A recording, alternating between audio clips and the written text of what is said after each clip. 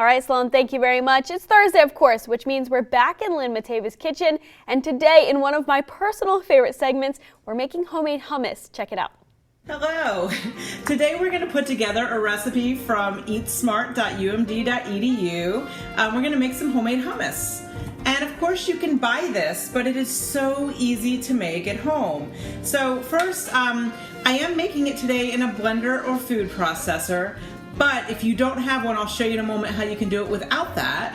And all we're gonna do is put in a 15-ounce can of chickpeas or garbanzo beans. They've been rinsed and drained. And we're gonna throw them in there.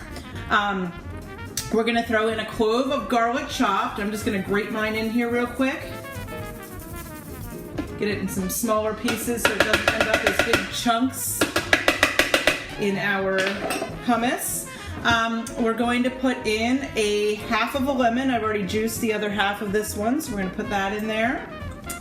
And a pinch of salt.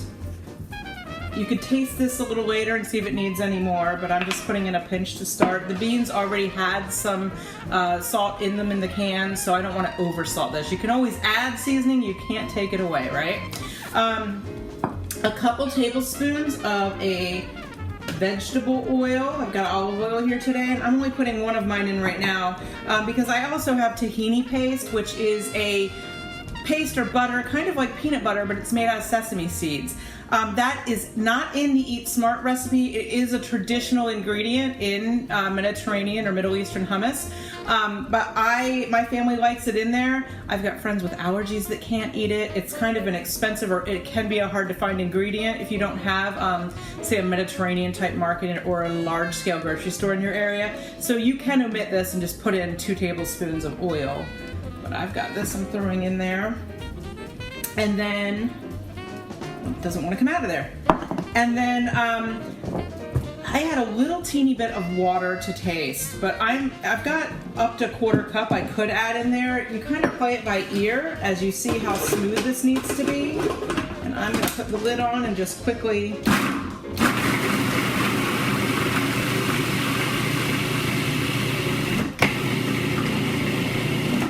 and then I can see that mine is really dry still, so it's very, very dry. I'm going to put it on here and add some more water in.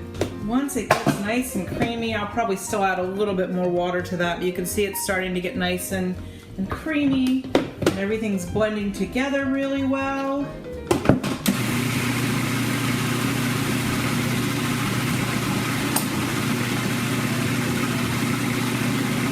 Okay, and now here is where you could decide what you wanted to taste in this. You could add, if you tasted it, decided it needed another little pinch of salt, you could do that. You could add in everything seasoning and make it like everything hummus.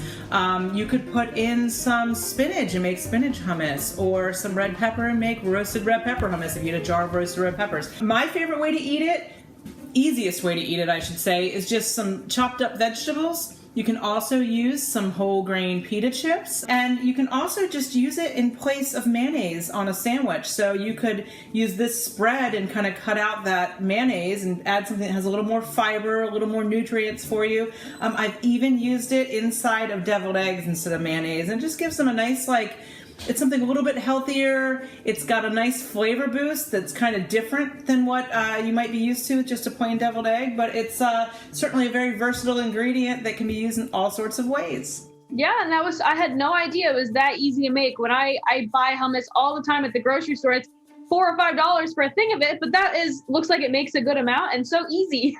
It does, and I forgot to show you, but I have a potato masher here. It takes a little more work, but you could just sit there with a bowl and do this for several minutes. It's a great thing to get the kids doing. Let them use their, muscles and burn off some calories, and then you can still make it without having all of this equipment.